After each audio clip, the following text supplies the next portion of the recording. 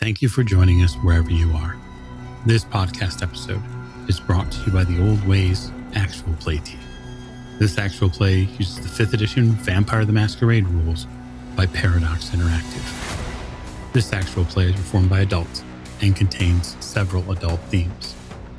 There may be depictions of graphic violence, strong sexual themes, language, and other various horror elements, including loss of agency. All content, including names, places, events, companies, and etc., which may bear resemblance to entities living, dead, or prowling the alleys of Chicago, are strictly coincidental. My name is Michael Diamond, and for tonight's game, I will be your storyteller.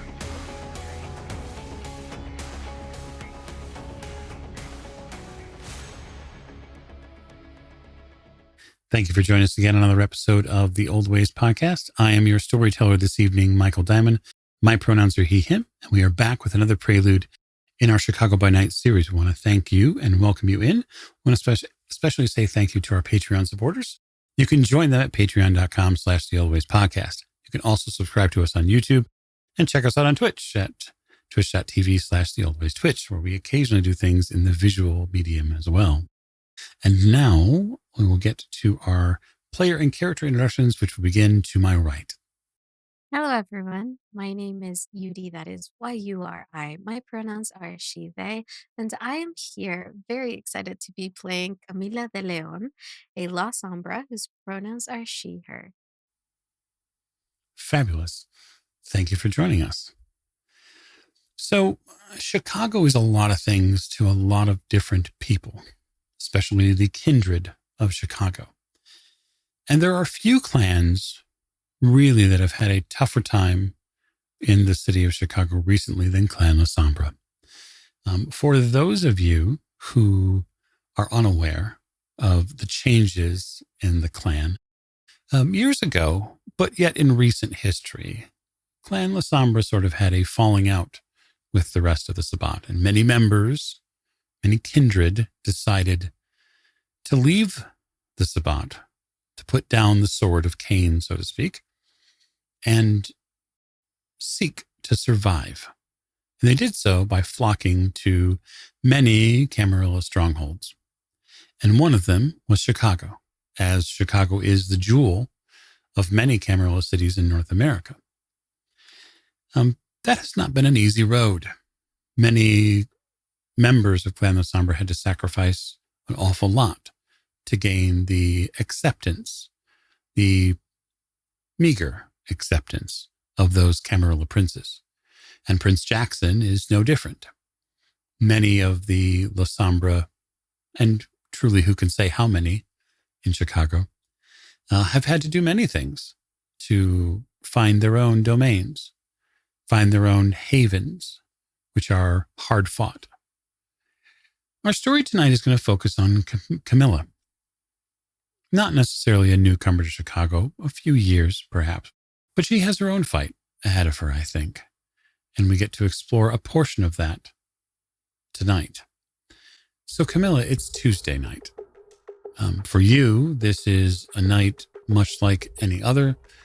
It is hot focused on the thing that you are looking to do, which is establish yourself beyond your clanmates, but your own foundation, and figure out how to do business, not just night by night, but long term.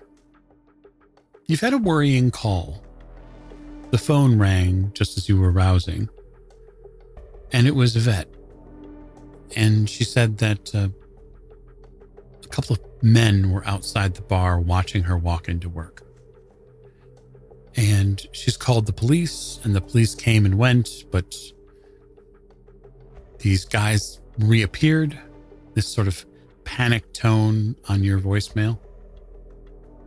And she really hopes that you have time to stop in to the bar.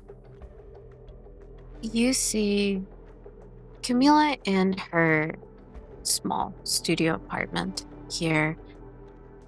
The lights are all off. She had just come in, not having any meetings tonight, to hopefully take a night to herself. Seems that's not going to happen. You see this Hispanic woman, relatively tall, about 5'6", appears to be in her late 20s. She has thick, long, deep, dark purple hair. Looks black right now in the lack of light. Her eyes like a fox and still rimmed in black. Full lips painted in the color of dried blood. Still wearing her outside clothes or dress pants and a black silk button down, obviously not buttoned all the way up. She listens to the voicemail and immediately picks her jacket back up, the dark leather jacket that she puts over her shoulders, and heads out. At the same time, dialing Yvette's number again, hoping she'll pick up. You dial and the phone rings. You step outside, back into the night. The phone continues to ring. The feeling of knowing that it's going to go to voicemail creeps in on your brain a moment before the phone picks up, and then the call ends. Shit. She will go straight there. She runs. The fastest way for you to get there is probably not by foot. But luckily for you, the Chicago transit system, the train system specifically, is pretty thorough. We never really talked about Camilla having a car, but if she does, you can certainly take your car. I actually think because of the nature of some of the things she does, she does not have a car, but instead has a motorcycle tucked in somewhere. Certainly. Okay, fair enough. You opt for the motorcycle. So I'll just ask, are we talking more of a Japanese motorcycle? Or are we talking something more American? More Japanese. It is small. It is fast. It is painted black. A streak of headlight and black fires down one of the various Chicago streets, and you are headed to Lakeside Bar. So Lakeside Bar is just north of Garfield Park. It actually sits on West Lake Street, and it takes you probably, based on where you're at on the more south side of Chicago at this time of night, it's probably going to take you normally about 25 minutes to get there. You cut that time down to about 17 minutes. You can feel what it would feel like to perspirate. Your kindred body, not being terribly old, still produces the sensation in your brain, but the physiological response doesn't exist anymore. If you sweat blood, something really must be bad. You're not there yet, but it doesn't mean you don't worry about what's happening to Yvette. You pull up outside the bar. There is a full-scale event going on. Now, there's probably 30, maybe 40 people inside. Lakeside Bar is not terribly big. The thing that it boasts more than anything is it's a neighborhood bar. It is a bar that you know well. It has a booth basically with your name on it at this point, which is fitting for you. One of many soon to have your name on it. Camila ditches the bike and walks the rest of the way, immediately donning her shadow cloak so people don't see her coming, and walks around to the back where Yvette would be entering to start her shift. Behind the bar, there's many of the common things that you would expect here. Chicago is a city that is known for alleys. And that is where most people access their garage when they park their car. if they have a garage. It's also where people put their trash. And so behind this bar is a series of dumpsters and common refuse that is going to line any alleyway. There does appear to be, at the same time, signs that people were back here. Broken bottles. Some of the other detritus here has definitely been shifted around and moved. I think immediately noticing the lack of bodies, people here, she wouldn't stop to look at what has been moved and the new bottles, but it would immediately head inside, knowing just how damn fragile human bodies are. Oh, yeah. And how every second matters in situations like these. So what I'm going to have you do is do two things for me. One, because we'd like to get it on the record, I'm going to have you make a rouse check just to see where your overall hunger level is. A success. Okay. And then I'd like you to make me a wits awareness roll as you're moving out of the alley and then on the front of the property. Only 2 successes. So you're being careful, but certainly being protective in a way.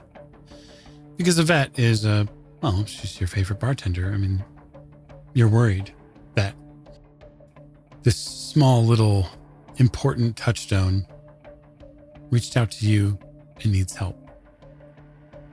As you get around the front, you see up on the tracks. So there is, right outside of the bar, sort of in the middle of the street, there is an elevated train. So tracks run parallel to the street in the middle, and they support the train. And you see 2 figures moving specifically east, back towards the heart of the city. And they are moving at a fair hustle. And curled up on the ground at the base of those tracks on the street is a small form. She, I think, her hand almost at the door to go inside. Seeing the shifting shadows, turns and sees these figures about to dismiss them as just more people in the night. And her eyes catch on the figure on the ground, immediately recognizing the silhouette of the girl. And she rushes over. Usually, her anger would lead her to stop the men, but in her worry, she has to see that Yvette is okay first. You get to the form. You see, curled up, sort of in a common everyday jacket that she wears, you see Yvette. She looks disoriented. She doesn't look physically harmed. There's no bruises on her face and neck. You don't see any physical damage to her, but she looks just out of it. Her eyes are a little rolled up, and she doesn't seem fully conscious. She knows that in the back of the there is a small room for the employees where they leave their stuff and they take their breaks. She scoops her up, very careful not to jostle her around. Again, these mortal bodies and their fragility, and begins to walk that way while calling out her name. Yvette, come on, girl. Wake up. Come on, just wake up. You're gonna be okay. You're gonna be okay. You get around towards the back where that employee entrance is. It's little more than small 4 or 5 foot wrought iron gate, and then a few steps that lead up towards a common white exterior door. If you didn't know it was the entrance, you'd miss it every time. But you do know. When you get towards the fence line, her neck sort of moves a little bit, and you hear her start to come out of it. What happened? I was hoping you'd tell me what happened. She reaches out and sort of grabs the fence line for balance. And she looks up at you and she looks scared. You can see that the color in her cheeks has fled. And she reaches up with her right hand and she sort of touches the bottom of her lip. And then she presses her lips together. I don't know. I went outside to talk to the cops when they came about these guys sitting outside. And they didn't do a fucking thing. They said there were some kids or whatever it was. And so I don't know, I yelled at the cop and then they left and then I was going to get ready to go back inside and I don't know, I passed out. I don't know what happened. I blacked out. You passed out after the cops came. Did they hit you? She begins to sort of, with her fingertips, prod around the sides of the girl's head. You don't feel any wounds. There's no traces of blood that come off in your fingers. You don't get any physical reaction from Yvette when you touch her, like in the sense of if someone was damaged, they would react physically to the pain. She says, I don't think so. No, I remember he got back in his car and I went to have a cigarette and then, I don't know, everything went black. There is an anger, a ball of just melted metal that begins to rise inside of Camila. She doesn't like where she thinks this is going. Yvette being watched and then just blacking out without a wound to show for it. It is with barely restrained anger. She doesn't want to scare the girl more than she already is. As her ears buzz and she begins to sort of not ignore what Yvette is saying, but stops being able to listen. She moves her prodding fingers from the sides of her head down to move the hair away from her neck for any sign. Give me a wits investigation. See if you can locate something. 3 successes. Oh, very good. We're on a roll. There is a small bit of white powder that you collect off the back of her neck. You're not sure exactly what it is, but there's a trace amount of it. I would say it has the consistency of baking powder. She brings that finger to her face and shows Yvette. Does this look familiar at all? She looks startled. What?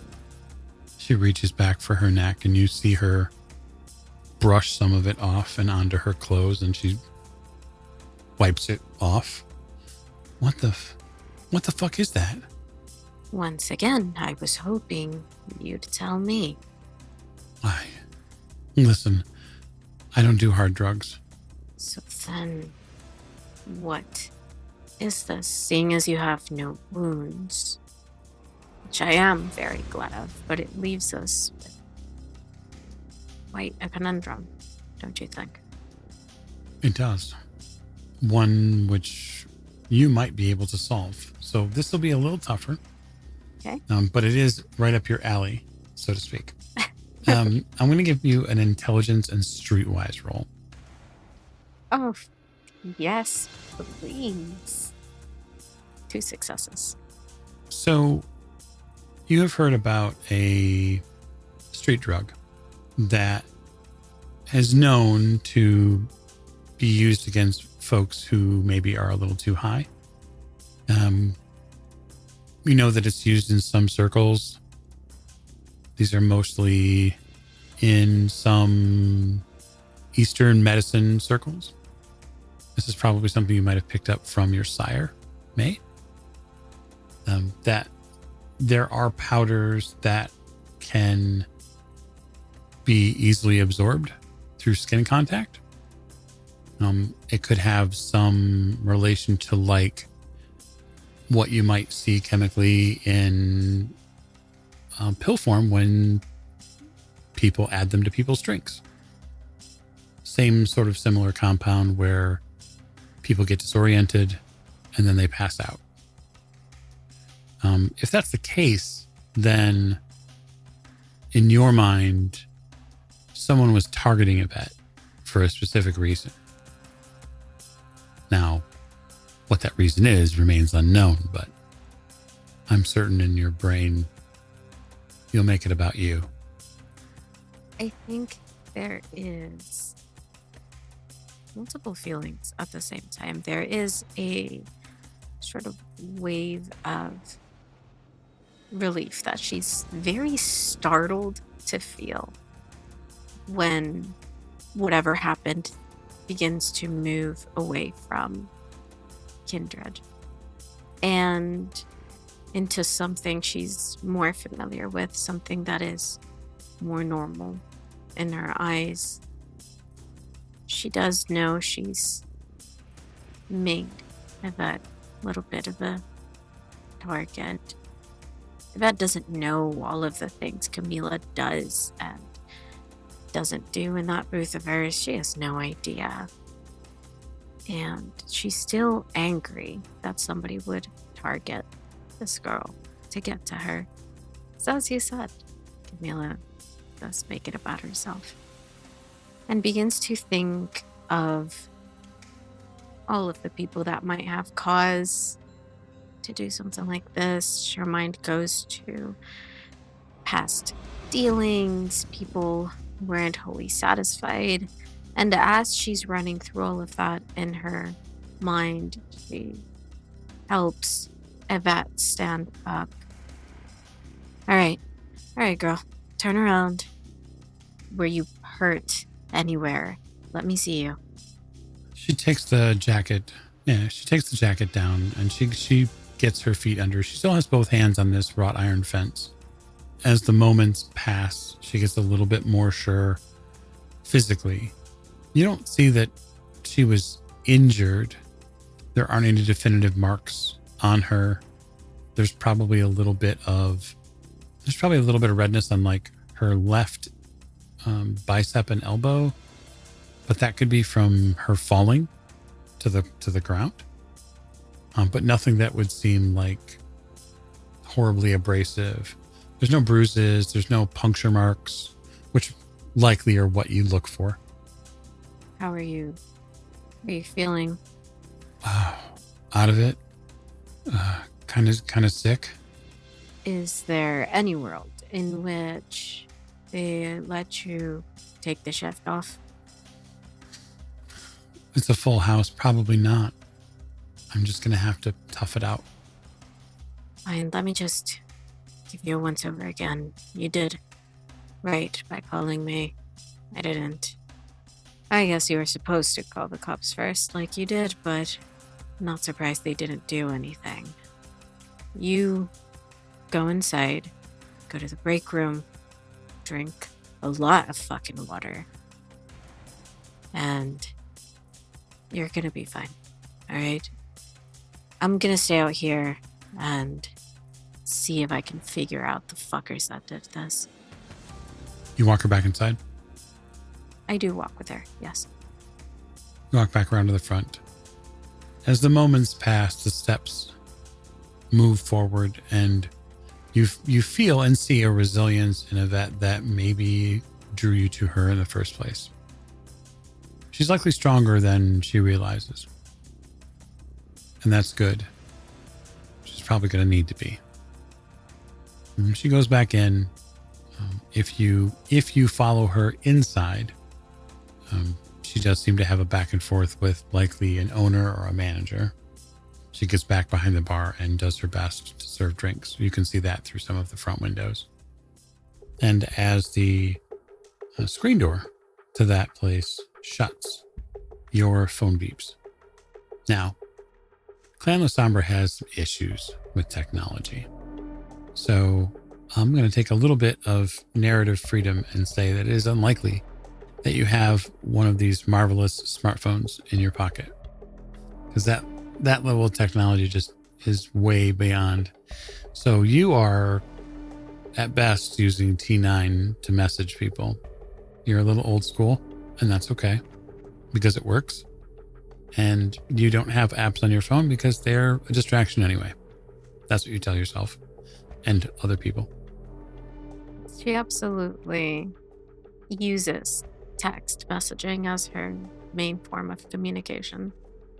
It's safer, you know that, especially given the history of the city when it comes to the Second Inquisition and some of the things that the city has faced in the past. But this text message is actually one you want. It's from Brandon, who is a contact that you have that assists with, well, getting you the things that you need for feeding. You have a efficient system when it comes to brokering specific things. You have a drop site, and you get a text that lets you know that you have a pickup waiting. She takes a deep breath. That is good news. He's always on time, I think, more out of fear for her, if he isn't, than anything else. And she feels like she could really go for a drink right now, but it's gonna have to wait. She walks away from the door and the window that she was watching Yvette through to go back around and see if these fuckers left anything behind.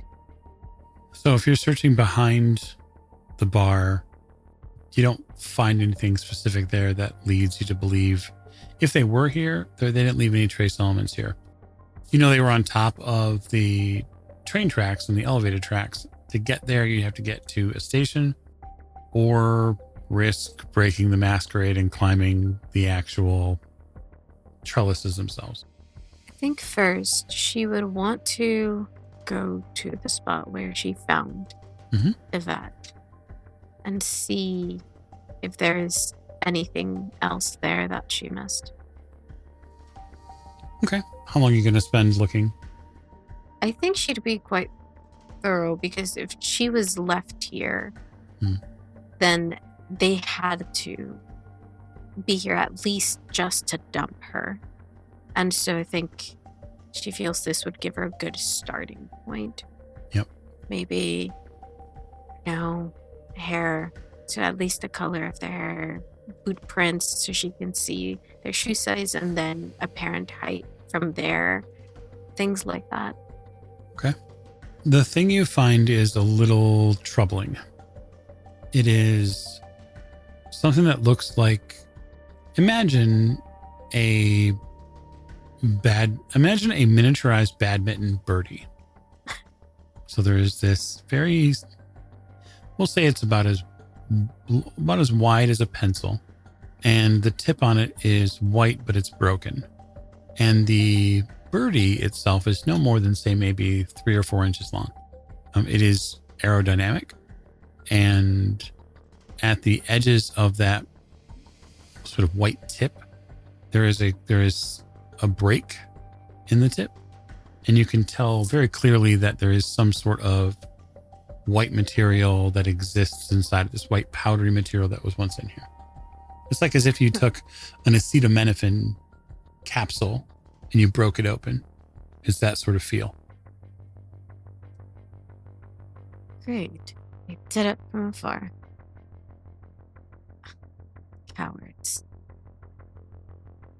She goes around to head up the proper way, but she is full on fists clenched and fast walking as much as she feels is running on that line. Yeah. So the interesting part about this is that the actual metro line, the walk up to it is not terribly far. Not terribly far at all. You could easily walk down the street and get on there. And if you wanted to risk something, you could certainly walk on those tracks. Yeah, I think she would want to go to the exact spot where she first saw these men.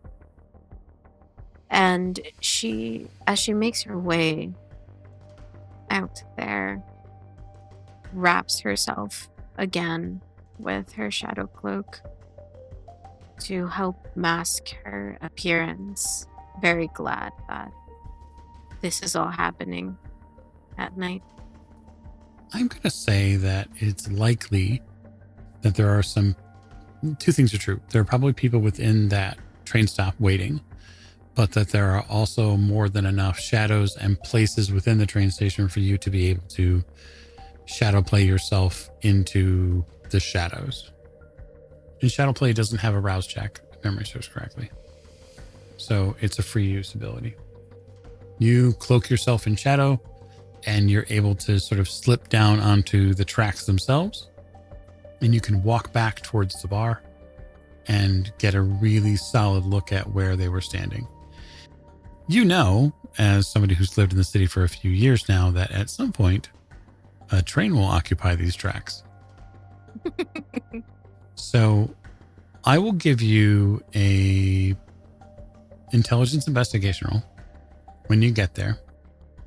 And then what I'm going to do is I'm going to make a roll, and I'm going to see when the train is going to arrive based on that. One success. Okay. So you get down about where you saw them when you first arrived. And you see that there are some definitive marks here where something was temporarily set onto the tracks. There's some metal scraping here that doesn't look like it's consistent with the train itself. You're not exactly sure what it was.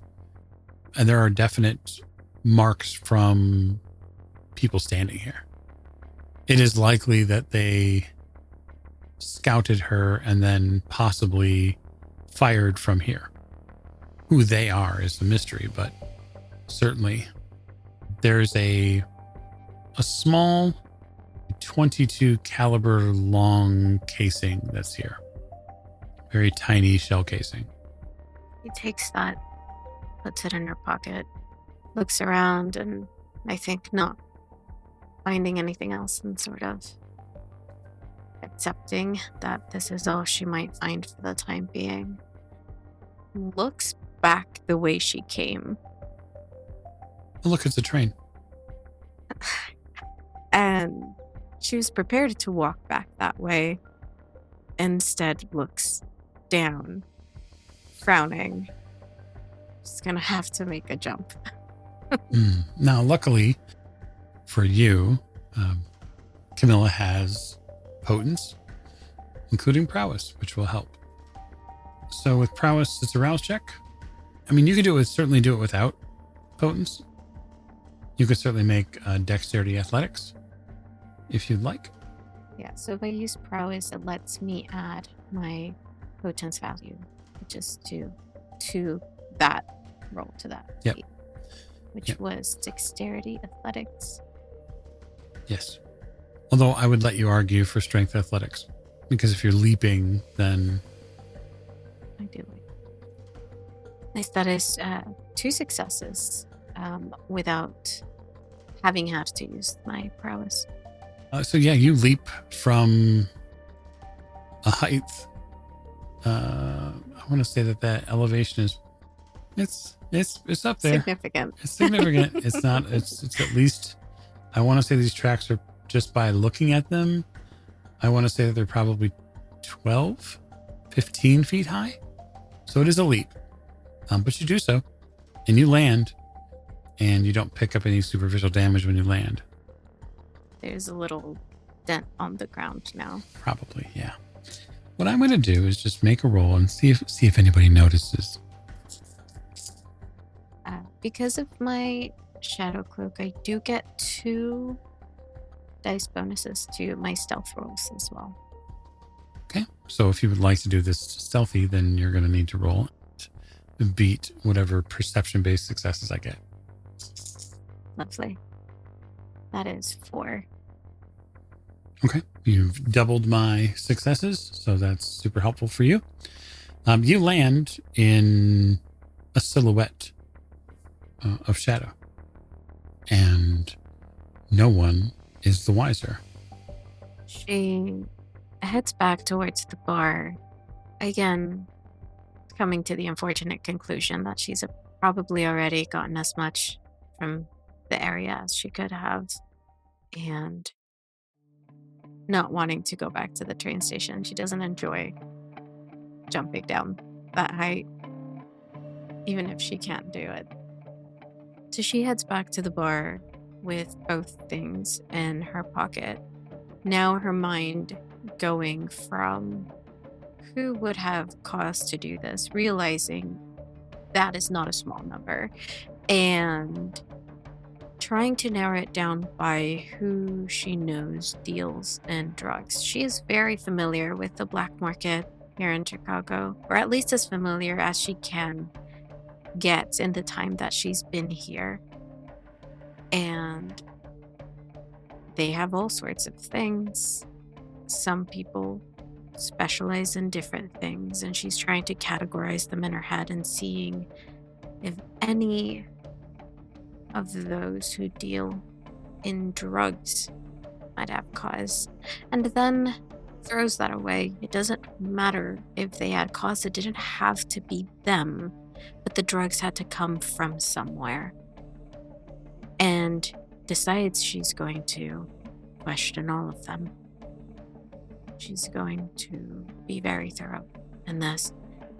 She probably can't go around just like she would like to, kicking doors down and holding people down until they answer her questions.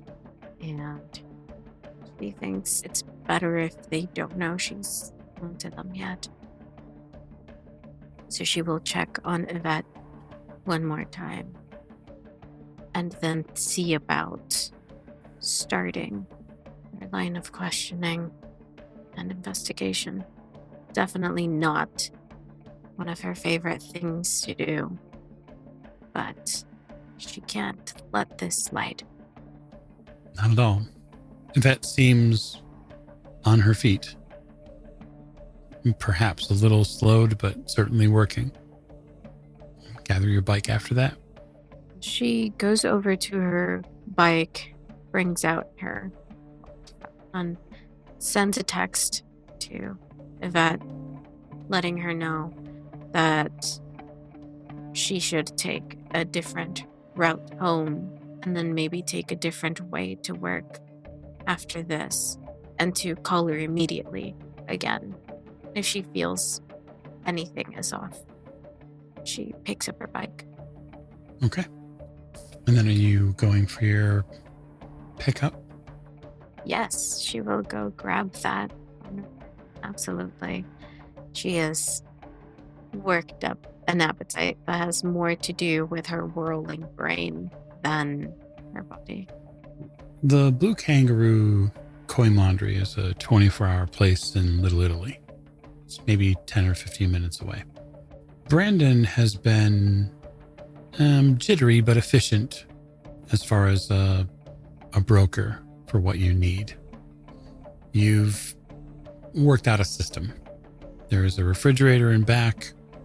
It's disguised as an industrial dryer.